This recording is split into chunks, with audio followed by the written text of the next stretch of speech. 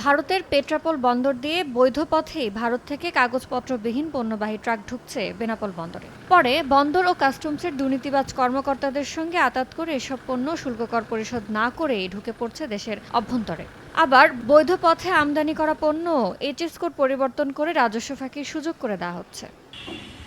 গত ৫ আগস্টের পর কাস্টমস ও বন্দরের অসাধু কর্মকর্তা-কর্মচারীদের এমন অবাধ ঘুষ বাণিজ্যের অভিযোগ নিয়ে সম্প্রতি বিভিন্ন গণমাধ্যমে সংবাদ প্রকাশের পর টনক নড়েছে সরকারের।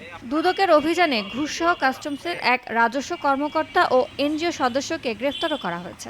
দুই একজন অসাধু ব্যবসায়ীর কারণে যারা সাধারণ ব্যবসায়ী তাদের আসলে অনেক সমস্যার সম্মুখীন হতে হয়। যারা অবৈধভাবে বিদেশ থেকে পণ্য আমদানি করছে তারা যেমন অপরাধী, আর এই আমদানিতে যারা সহযোগিতা করছে তারাও সমান অপরাধী। 10,000 কোটি টাকার ঊর্ধ্বে রাজস্ব আদায় হওয়ার কথা, অনিয়মের কারণে সেই পরিমাণ রাজস্ব আদায় হচ্ছে না। ঘুষ বাণিজ্য বন্ধে বন্দরে টানানো হয়েছে ব্যানার, বসানো হয়েছে সিসিটিভি ক্যামেরা, নিয়োগ দেওয়া হয়েছে 2 জন ম্যাজিস্ট্রেট। আমরা ব্যানার দিয়েছি এটি মনে করিয়ে দেওয়ার জন্য যে এখানে বকশিশ দেয়া এবং নেয়া দুটোই নিষিদ্ধ। একই সাথে আমরা আরও বিভিন্ন ধরনের প্রচারণা চালিয়ে যাচ্ছি। শাস্তিমূলক বদলি করা হয়েছে 2 জন আনসার কমান্ডার সহ 3 নিরাপত্তা কর্মীকে। সময় সংবাদ, বেনাপোল।